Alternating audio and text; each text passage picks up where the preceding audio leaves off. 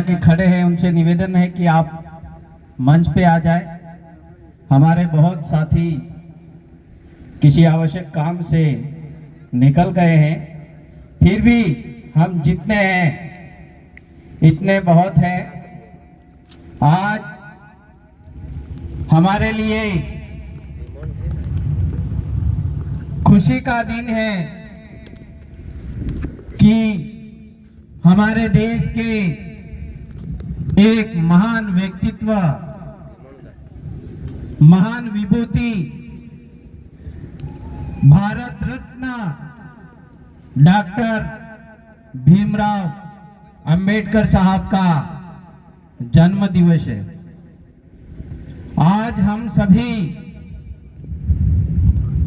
ST, SC, OBC के भाई यहाँ इस पंडाल में उपस्थित होकर आज उनकी 132वां जन्म दिवस मनाने जा रहे हैं।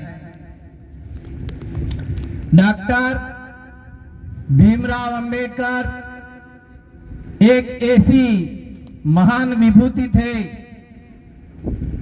जिस समय हमारे देश में चारों तरफ छुआछूत, ऊंच नीच, जात पात की व्यवस्था समाज में बनी हुई थी, ऐसे समय में उन्होंने विश्व की 9 भाषाओं का अध्ययन किया था और उन्होंने 32 डिग्रियां प्राप्त की थी। उन्होंने जो संविधान हमें दिया, जिस संविधान के बलबूते पर हम आज बोल रहे हैं, जिन्होंने संविधान को अपनाया और अपनाकर हमने हमारा अपना व्यक्तित्व और एजुकेशन शिक्षा प्राप्त की, इसके बदौलत आज हम इस काबिल हुए हैं कि 2 शब्द बोलने की हमारी भी काबिलियत है। वो सिर्फ और सिर्फ बाबा साहब भीमराव अंबेडकर के बदौलत है। उनके प्रयासों से हम लोग जाग गए हैं और यहाँ जो बैठे हुए हैं वो जागे हुए हैं और आसपास के भाई जो अपने घरों में सो रहे हैं वो सो रहे हैं, वो भी संविधान की बदौलत सो रहे हैं। यदि संविधान नहीं होता, संविधान नहीं बनाया होता तो वही जातिवाद, छुआछूत, ऊंच नीच की भावना आज भी समाज में व्याप्त होती। इसलिए मैं तो उन भाइयों को भी धन्यवाद करता हूं कि जो सो रहे हैं वो भी बाबा साहब भीमराव अंबेडकर के संविधान की बदौलत सो रहे हैं। यदि संविधान नहीं होता तो पता नहीं क्या होता। मैं आज बहुत सारे वक्ताओं ने यहाँ अपना अपना वक्तव्य दिया, समाज के बारे में, शिक्षा के बारे में, संस्कृति के बारे में। मैं संविधान के बारे में थोड़ी चर्चा करना चाहता हूं। हमारे देश का जो संविधान बना है, संविधान की प्रस्तावना ही मूल रूप से संविधान है।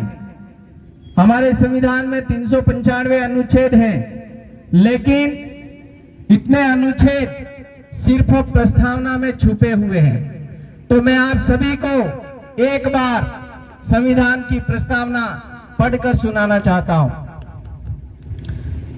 जिस दिन संविधान अंगीकृत किया, संविधान की प्रस्तावना को पहले रखा गया, जो इस प्रकार है। हम भारत के लोग भारत को एक संपूर्ण प्रभुत्व संपन्न, समाजवादी, पंथ निरपेक्ष, लोकतंत्रात्मक गणराज्य बनाने के लिए तथा उसके समस्त नागरिकों को सामाजिक, आर्थिक और राजनीतिक न्याय विचार, अभिव्यक्ति, विश्वास, धर्म और उपासना की स्वतंत्रता और प्रतिष्ठा और अवसर की समानता प्राप्त करने के लिए तथा उन सब में व्यक्ति की गरिमा और राष्ट्र की एकता और अखंडता सुनिश्चित करने वाली बंधुता बढ़ाने के लिए दृढ़ संकल्प होकर इस संविधान सभा में आज तारीख 26 नवंबर 1949 ईस्वी मिति मार्गशीर्ष शुक्ल सप्तमी संवत 2006 विक्रमी को एतद द्वारा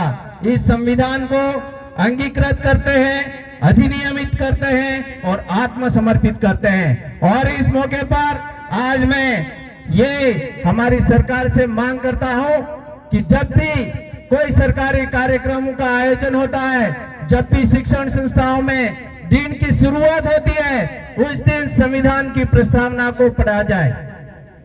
हम आज हमारे शिक्षण संस्थाओं में जब दिन की शुरुआत करते हैं तो पता नहीं किस किस की प्रार्थनाएं करते रहते हैं, लेकिन संविधान की प्रस्तावना के बारे में नहीं जानते। संविधान की प्रस्तावना यदि हम सीखेंगे, जानेंगे, तो इसके अनुसार हम हमारे हक और अधिकार के लिए लड़ेंगे और जागरूक होंगे। इसलिए सरकार से हम विनती करते हैं कि कोई भी सरकारी कार्यक्रम हो, कोई भी सरकारी संस्थान हो, जहां के राजकीय कार्यक्रम होते हैं, तो सबसे पहले संविधान की प्रस्तावना पढ़ी जानी चाहिए। संविधान की प्रस्तावना में समानता शब्द लिखा है, बंधुत्व शब्द लिखा है। आज क्या हो रहा है? आज देश में हम बात करते हैं समानता की, तो कुछ लोग ऐसे हैं जो संविधान को जलाने का काम करते हैं। कुछ लोग ऐसे हैं जो संविधान के खिलाफ मुर्दाबाद के नारे लगाते हैं। कुछ लोग ऐसे हैं जो संविधान को बदलने की बात करते हैं। तो ऐसे कौन लोग हैं जो हमारे देश में जो संविधान बनाया गया है उस संविधान के खिलाफ बात करते हैं? क्या वो देशभक्त है या फिर राष्ट्रद्रोही है? ऐसे और उनको हमें समझने की जरूरत है।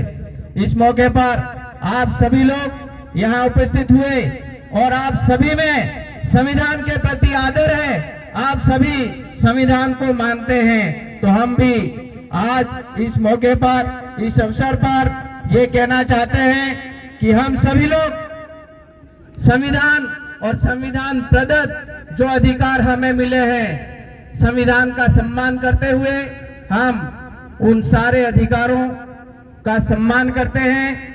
आज बाबा साहब की 132वीं जयंती पर आप सभी यहाँ उपस्थित हुए हैं और संचालन मंडल ने मुझे यहाँ बोलने का अवसर दिया, उसके लिए मैं आपका बहुत बहुत धन्यवाद करता हूँ, बहुत बहुत आभार व्यक्त करता हूँ। और इस मौके पर आज इस पंडाल में हमारे बीच में एससी के भाई बैठे हुए हैं, ओबीसी के भाई बैठे हुए हैं, उनका भी मैं आदिवासी परिवार की तरफ से खूब खूब धन्यवाद और जोहार करता हूं। और आने वाले समय में ये आशा करता हूं कि आज आप भले संख्या में कम हो, लेकिन आप और हम एक हैं। हमारे एमएलए साहब ने अभी थोड़े समय पहले एक बात कही थी कि पूरे राजस्थान में आप उदाहरण देखिए कि ये ट्राइबल बेल्ट है, यहाँ आदिवासी और एससी एसटी के लोग भाई भाई समझते हैं। क्या ऐसा एक भी घटनाक्रम या घटा क्या कि कहीं हमारा एससी का भाई घोड़ी पे चढ़ा हुआ हो और किसी ने उतार दिया हो? किसकी क्या मजाल? हम वर्षों से, सदियों से, हजारों सालों से एससी और एसटी और ओबीसी के लोग साथ में रहते हुए आए हैं। कुछ लोग हम पे आरोप लगाते हैं, क्या कहते हैं कि ये लोग तो समरसता बिगाड़ते हैं, ऐसा आरोप लगाते हैं। क्या कहते हैं? समरसता बिगाड़ते हैं। अरे भाई, समरसता तो हमसे सीखिए, आप हमसे सीखिए, आदिवासियों से सीखिए। आदिवासी समरसता बनाता है। आदिवासी हजारों सालों से आज हम जहां हैं, हमारे साथ में वर्षों से, हमारे पूर्वजों के समय से एससी और हमारे संबंध है, ओबीसी और हमारे संबंध है, और दूसरी जातियां हैं उनसे भी हमारे अच्छे और घनिष्ठ संबंध हैं। हम तो क्या कहते हैं वो हम समरसता बनाने वाले हैं, बिगाड़ने वाले नहीं।